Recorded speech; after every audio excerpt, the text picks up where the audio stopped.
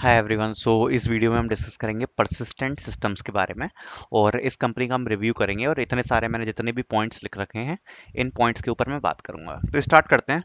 तो इस कंपनी के पहले मैं सबसे पहले आपको एक चीज़ बता देता हूँ कि अगर आप इसको कंपेयर कर रहे हो with TCS, Infosys and CTS, Cognizant, okay, तो अगर आप इस कंपनी से इसका कंपैरिजन कर रहे हो तो ये इन कंपनीज से बेटर है। इसको मैं कहूँगा कि इन कंपनीज से बेटर है।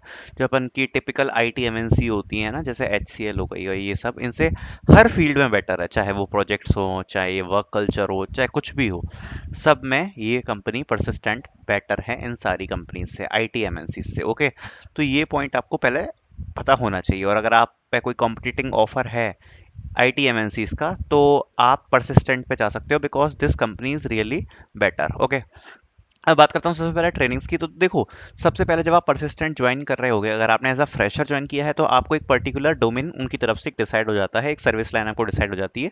सपोज करो कि अगर आपको जावा के ग्रुप में डाल दिया, ठीक है, तो आपको जावा के ऊपर, जावा के ग्रुप में अगर आपको असाइन कर दिया तो आपको जावा के ऊपर क्या मिलेंगी, ट्रेनिंग्स मिलेंगी। और वो ट्रेनिंग्स क्या होंगी, ट्रेनिंग्स हो सकती हैं आपकी दो टाइप की हों।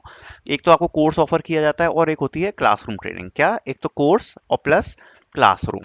ये आपकी दो टाइप की ट्रेनिंग्स हो सकती हैं, इन दोनों में से किसी भी प्रकार की हो सकती है। उसके बाद आपका एक टेस्ट होता है और जब आप उस टेस्ट को क्लियर कर लेते हो तो आपकी जो ट्रेनिंग्स हैं वो कंप्लीट हो जाती हैं। अब ट्रेनिंग्स का टाइम ड्यूरेशन क्या रहता है, टाइम ड्यूरेशन रहता है, ये डिपेंड करता है टोटल इस बात पर कि आप कौन से डोमेन में हो। आपकी ट्रेनिंग्स 1 महीने से 3 महीने तक की चल सकती हैं, ठीक है। लगभग मैक्सिमम आपके लगभग 3 महीने तक चलती है और मिनिमम आपका 1 महीने तक की ट्रेनिंग्स तो होती ही हैं, ठीक है। उसके बाद आपका दो प्रकार से हो सकती है, कोर्स दिए जा सकते हैं जिसमें आपको सेल्फ कंप्लीट करना पड़ेगा, या क्लासरूम ट्रेनिंग्स। ओके, तो इस टाइप की ट्रेनिंग्स इस कंपनी में आपको देखने को मिलेंगी। फिर एक टेस्ट होता है जिसको आप क्लियर करोगे तो आपको फिर प्रोजेक्ट एलोकेशन वाले फेज पे आप आ जाते हो, ठीक है। प्रोजेक्ट एलोकेशन से पहले मैं आपको एक चीज बताना चाहूंगा, जो बेंच का सिस्टम है इस कंपनी में उसके बारे में थोड़ा सा डिस्कस करना चाहूंगा। तो बेंच इसका और अदर कंपनीज जैसा तो नहीं है, अदर कंपनीज से तो बेटर है, लेकिन तब भी मैं कहूंगा कि कुछ कुछ सिचुएशंस में हो सकता है कि आपका स्किल सेट ऐसा हो, अगर आपको कोई रेयर स्पेसिफिक सर्विस लाइन मिल गई है जिसमें कम थोड़े प्रोजेक्ट्स होते हैं, तो आपको थोड़ा सा बेंच पीरियड हो सकता है, मतलब 2 मंथ्स तक का आपका बेंच पीरियड हो सकता है। वैसे इस कंपनी में बेंच पीरियड इतना ज़्यादा होता नहीं है क्योंकि रिसोर्स इतनी भी ज़्यादा नहीं है, तो 2 मंथ तक का आपका बेंच पीरियड हो सकता है। और इससे ज़्यादा तो मेरे हिसाब से नहीं होगा, अगर होगा तो काफ़ी रेयर केस में होगा, ठीक है। तो बेंच का सिस्टम कुछ ऐसा है इस कंपनी में, ठीक है, जिस आपकी ट्रेनिंग्स के बाद आपका बेंच पे आप आ सकते हो 1-2 महीने के लिए, ठीक। चलो जी, आगे बढ़ते हैं। तो अब प्रोजेक्ट एलोकेशन की बात करूं तो देखो, जिस चीज़ पे आपकी ट्रेनिंग हुई है पर्टिकुलरली उस पे आपका प्रोजेक्ट एलोकेट हो जाता है। अब प्रोजेक्ट एलोकेशन में मैं जो मेन चीज़ आपको बताना चाहता हूं, देखो इसमें जनरली आपको क्या होता है, एक डेवलपिंग टीम में ही जाता है जिसमें डेवलपमेंट हो रहा होता है, डेवलपमेंट हो रहा होता है, ठीक है। तो डेवलपमेंट वाली टीम में ही आपको जनरली इसमें डाला जाता है। अगर मैं बात करूँ अदर आईटी एमएनसीज की, तो उसमें आपको सपोर्ट का प्रोजेक्ट भी देखने को मिल जाएगा, ठीक है, सपोर्ट का, या आपको मेंटेनेंस का प्रोजेक्ट देखने को मिल गया, तो वहाँ वो कंपनीज लेक कर जाती हैं। और ये इस जगह पे बेटर हो जाती है क्योंकि इसमें ज़्यादातर आपको डेवलपमेंट का काम ही देखने को मिलता है। और डेवलपमेंट के साथ मतलब ये नहीं होता कि अगर इसके साथ आप सपोर्ट नहीं कर रहे हो, डॉक्यूमेंटेशन नहीं कर रहे हो, या टेस्टिंग नहीं कर रहे हो, सब चीज़ इंक्लूड होती है, लेकिन आपका जो मेजर चीज़ होता है, अगर मैं आपकी बात करूँ, तो 60% टू 70% अगर मैं आपका काम बोलूं तो ये आपका होता है किसमें, डेवलपमेंट। मतलब ये चीज़ बेटर है प्रोजेक्ट एलोकेशन में, ये कंपनी आपको काफ़ी अच्छा डेवलपमेंट प्रोवाइड कराती है, राइट। चलो, अब इसके बाद अगर मैं बात करूं वर्क कल्चर की, तो देखो वर्क कल्चर के बारे में कंपनी बहुत ही ज़्यादा अच्छी है। आपको काफ़ी अच्छा एनवायरनमेंट मिल जाता है काम करने के लिए, काफ़ी सपोर्टिव लोग हैं, ओवरऑल ग्रेट लर्निंग्स है, काफ़ी आपको अच्छे लोग मिल जाएंगे देखने को, एक्सपीरियंस लोग मिल जाएंगे। ऊपर से बात करो तो क्वालिटी रिसोर्स है। मतलब देखो, जैसे कई कंपनी होती है जो मास में हायरिंग करती है ना, उसमें आपको ज़्यादा क्वालिटी रिसोर्स नहीं मिलेंगे, जो लोग मिलेंगे आपको एवरेज इंटेलिजेंस के मिलेंगे, जबकि इस कंपनी में, मतलब जेनरिक कमेंट मैं किसी पे करना नहीं चाहता, बट अगर मैं बात करूं तो yes, you will find more intelligent people in this company. अगर मैं कंपेयर करूं किसी अदर आईटी एमएनसी से, एक जनरल पर्सपेक्टिव है, तो आपको वर्क कल्चर भी अच्छा देखने को मिल जाएगा। लोग अच्छे हैं, मैनेजर अच्छे हैं, अपर मैनेजमेंट अच्छा है, सपोर्टिव एनवायरनमेंट है, उस मामले में कंपनी बिल्कुल अच्छी है। अगर मैं वर्क लाइफ बैलेंस की बात करूं तो देखो, ये एक ऐसा फैक्टर है जो आपके काफ़ी ज़्यादा प्रोजेक्ट पर डिपेंड करता है, ठीक है, कि आपका प्रोजेक्ट कैसा है। देखो, अगर मैं आपको एक जनरल पर्सपेक्टिव बताऊं तो अगर आपका प्रोजेक्ट स्टार्ट हो रहा है, ठीक है, अगर आपका प्रोजेक्ट एक इनिशियल फेज में है, तो हो सकता है कि आपका क्या होगा, वर्क लाइफ बैलेंस थोड़ा सा आपका डगमगाया सा हो सकता है, मतलब हो सकता है आपको एक्सटेंड करना पड़े अपना वर्क। बट एक बार अगर स्टेबिलिटी आ जाती है ना प्रोजेक्ट में, तो आपका वर्क लाइफ बैलेंस काफ़ी अच्छा हो जाता है। एक बार स्टेबल हो गया प्रोजेक्ट आपका, तो आपका जो वर्क लाइफ बैलेंस है वो काफ़ी ज़्यादा बेटर आपको देखने को मिल जाएगा। तो उस मामले में चीज़ सही है, और ज़्यादा कंपनी का वैसे वर्क लाइफ बैलेंस ख़राब नहीं है, काफ़ी सही है वर्क लाइफ बैलेंस। आपको फ्लेक्सिबल फ्लेक्सिबल वर्क आवर्स मिल जाते हैं। 9 आवर्स तो आपको कंप्लीट करने पड़ते हैं, लेकिन इतना मतलब हेक्टिक टाइप का नहीं होता है कंपनी में, जैसा कि अदर कंपनीज में हो जाता है। तो काफ़ी फ्लेक्सिबल है, तो ज़्यादा प्रॉब्लम आपको वर्क लाइफ बैलेंस में नहीं आएगी। तब भी मैं ये कहूँगा कि ये काफ़ी ज़्यादा आपके प्रोजेक्ट और मैनेजर आपकी टीम पे डिपेंड भी करता है। हाइक्स की बात करूँ तो कंपनी में अच्छी हाइक्स हैं इनिशियल पीरियड में, ठीक है। इनिशियल पीरियड में अगर मैं बात करूँ तो शुरू में जब आप इसको ज्वाइन करते हो, तो शुरू के लगभग मैं 3 साल तक तो कहूँगा कि 3 साल तक तो आपको हाइक्स वगैरह आपके परफॉर्मेंस के हिसाब से अच्छी मिल जाती हैं।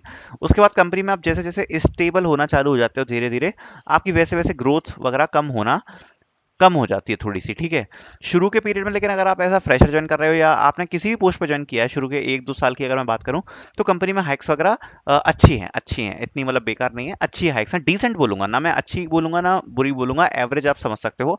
हाइक्स वगैरह एवरेज है हाइक्स के मामले में, ओके। ना ज़्यादा बहुत ही ज़्यादा अच्छी है, ना ज़्यादा बहुत ही ज़्यादा बुरी है। एवरेज परफॉर्मर को लगभग 10% तक की हाइक आप एक्सपेक्ट कर सकते हो कि आपको मिल जाएगी, ठीक है, अगर आप एवरेज परफॉर्मर हो तो, ओके। सो अब आगे डिस्कस करते हैं। तो हाँ, तो सबसे बड़ा एक इसका बेनिफिट है वो है होता है फूड। खाने मतलब इस कंपनी में आपकी सीटीसी में हो सकता है थोड़ा बहुत आपका फूड का चार्ज इंक्लूड किया जाए, बट वो वर्थ होता है। अगर आपसे 30,000 या 40,000 इसमें लिया जाता है आपके सीटीसी में कभी कभी कभार, या फिर जनरली इंक्लूड कर ही देते हैं, तो 30 के या 40 के अगर इंक्लूड किया, लेकिन जो खाना है कंपनी का वो बहुत ही ज़्यादा अच्छा है, आपको फूड की क्वालिटी बहुत अच्छी लगने वाली है अगर आप इसको इन ऑफिस ज्वाइन कर रहे हो। Must check out the food and snacks, very good quality. तो ये एक इसका बहुत अच्छा फायदा है कि आपको कंपनी में फूड की क्वालिटी काफ़ी अच्छी मिल जाएगी, राइट। हाँ, तो फ्लेक्सिबल टाइमिंग की हम ऑलरेडी बात कर चुके हैं, तो कंपनी में फ्लेक्सिबल टाइमिंग का सिस्टम है। ऐसा कुछ स्टैंडर्ड नहीं है कि आपको इतने वक्त से इतने वक्त पर काम करना है, आप अपने हिसाब से फ्लेक्सिबली काम कर सकते हो जब आपको करना हो, तो ये एक अच्छी चीज़ है। दूसरी अच्छी चीज़ ये है कि इसमें कोई बॉन्ड का सिस्टम नहीं है, कोई बॉन्ड का सिस्टम नहीं है। हाँ, लेकिन अगर आप एक मिनिमल टाइम से पहले अगर कंपनी छोड़ते हो, तो आपको ट्रेनिंग वगैरह का हो सकता है चार्जेस वगैरह रिटर्न करना पड़े, लेकिन ऐसा कोई पर्टिकुलर बॉन्ड का सिस्टम नहीं है कि आपको इतने टाइम ही रहना है, रिटेन करना है, ऐसा कुछ नहीं है। तो अगर आप ऐसा फ्रेशर ज्वाइन करते हो और अगर आपको आके मतलब 6 महीने बाद या 1 साल बाद अगर कोई बहुत ही अच्छा ऑफर मिल जाता है, हो सकता है शायद प्रोडक्ट बेस्ड कंपनी में ऑफर मिल जाए, तो आप आसानी से कंपनी को लीव भी कर सकते हो, कोई प्रॉब्लम नहीं आएगी आपको। तो कोई बॉन्ड का सिस्टम नहीं है, तो ये भी एक बहुत अच्छी चीज़ है कंपनी के बारे में, ओके। चलो आगे बढ़े। तो ग्रोथ की बात करूं तो यहाँ पर एक फैक्टर आएगा, देखो ग्रोथ एक कौन के फैक्टर में इसको मैं कह सकता हूँ, कौन के फैक्टर में कैसे कह सकता हूँ, अब मैं इसको थोड़ा सा डिस्कस करता हूँ। तो देखो होता क्या है, परसिस्टेंट में अगर आपकी मैं ग्रोथ की बात करूँ तो इनिशियल ईयर में आपको बहुत ज़्यादा सीखने को मिलने वाला है, बहुत अच्छा एनवायरनमेंट है। आपने एज अ फ्रेशर ज्वाइन किया तो आपको काफ़ी अच्छी लर्निंग्स देखने को मिल जाएंगी, ठीक है। लेकिन अगर मैं बात करूँ जैसे जैसे आप कंपनी में स्टेबल होते जाते हो, आपके मतलब वर्क एक्सपीरियंस बढ़ रहा है, आफ्टर 1 साल 2 साल 3 साल 4 साल 5 साल, वैसे वैसे कंपनी में आपको एक सेफ फील्ड आने लगेगी। अब मैं सेफ फील्ड का क्या मतलब हूँ कि यस, कि आप उन्हीं चीज़ों को रिपीट कर रहे हो, कंपनी आपको अपडेट रखने की कोशिश करती है, बट कहीं ना कहीं आपको ऐसा लगेगा कि अब मेरी लाइफ में ग्रोथ स्टक हो चुकी है, मैं इससे आगे नहीं बढ़ पा रहा हूँ। मैं सुबह जगता हूँ, सेम काम करता हूँ, कंप्यूटर बंद करता हूँ, सो जाता हूँ, और ये होने लगेगा जब आपको थोड़ा सा एक्सपीरियंस हो जाता है उस फील्ड में। मतलब कंपनी में ऐसा कुछ चैलेंजिंग आपको देखने को नहीं मिलेगा, एक इजी गोइंग आपको लाइफ मिलने वाली है, ठीक है। तो अगर मैं ग्रोथ की बात करूं तो आप पर्टिकुलर कंपनी के लिए तो आपका सही चल रहा है, लेकिन आप किसी और कंपनी में जाके स्विच करोगे तो आपको ऐसा लगेगा कि शायद मेरा स्किल सेट उतना अच्छा नहीं हुआ जितना मेरे को एक्सपीरियंस हो गया है सालों में। तो ये लर्निंग्स वाली फील्ड में एक प्रॉब्लम आ सकती है after working for above 3 year. मैं ये नहीं कहूंगा कि 3 ईयर से पहले आपको ऐसी फीलिंग आएगी, लेकिन अगर आप इकट्ठा 4 5 6 साल के लिए रिटेन करते हो एक ही कंपनी में, तो आपको ये फीलिंग आ सकती है, ओके। तो ये प्रॉब्लम आपको एक हो सकती है। और अगर मैं कॉन्स की बात करूं तो देखो, लॉन्ग नो स्टे, वो यही बात है जो मैं ऑलरेडी डिस्कस कर चुका हूं। अगर आप लॉन्ग पीरियड के लिए स्टे करना चाह रहे हो कंपनी में, तो आप ये चीज़ फेस कर सकते हो।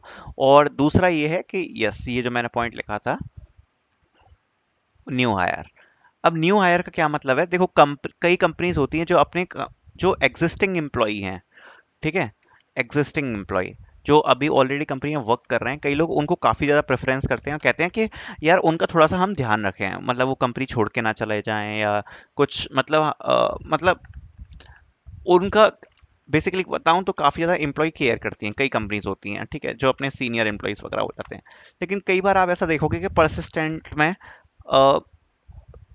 जैसे अगर आपको 3 या 4 साल का एक्सपीरियंस हो गया, फिर भी आपको ज़्यादा रिटेन करने की कोशिश नहीं करी जाएगी। जैसे आपका अगर मतलब मैं कैसे समझाऊँ आपको, आप पे किसी दूसरी कंपनी का ऑफर है, मतलब लेकिन उनको ऐसा लगता है कि हर चीज़ रिप्लेसेबल है। अब मैं इनको सही वर्ड में बोल पा रहा हूँ कि नहीं वो मुझे नहीं पता, लेकिन आप बस ये समझ जाना कि एक वो चीज़ होती है ना कि बिल्कुल जिसको हम कहते हैं कि बिल्कुल अपने सीने से लगा के रखना, तो वो उस टाइप की कंपनी नहीं है। आपको अगर आपको रिप्लेसमेंट की ज़रूरत है तो आपको आसानी से रिप्लेस कर दिया जा सकता है। तो ये एक प्रॉब्लम होती है कि कई बार न्यू हायर्स को कंपनी प्रेफर करती है एग्जिस्टिंग एम्प्लॉयज़ के ऊपर। तो ये चीज़ कंपनी में काफ़ी बार आपको देखने को मिल जाएगी। और इसके बाद बात करूँ तो ये कोई ज़्यादा बड़े पॉइंट्स नहीं है। ये दोनों पॉइंट्स जो मैंने डिस्कस किए, ये कोई इतनी ज़्यादा खराबी नहीं है। ओवरऑल कंपनी में एज सच कोई भी कौन नहीं है। काफ़ी अच्छी कंपनी है वर्क करने के लिए। और देखो काफ़ी चीज़ें मैं कहूँगा कि आपके प्रोजेक्ट पे भी डिपेंड करती हैं, ठीक है? तो ये बात आप ध्यान रखना कि जो भी प्रोजेक्ट में आप काम करो, तो अच्छे से मन लगा के काम करना, और ये कंपनी आपको निराश तो नहीं करेगी। आपके लिए काफ़ी अच्छी कंपनी ये रहेगी वर्क करने के लिए, ठीक है? तो thank you so much for watching this video, और इसी प्रकार की वीडियो आती रहेंगी। चैनल को सब्सक्राइब कर लेना। ये था परसिस्टेंट का रिव्यू, और किसी कंपनी का रिव्यू देखना हो तो कंपनी रिव्यूज़ वाली प्लेलिस्ट को जाके एक बार चेक कर लेना। तो थैंक यू सो मच।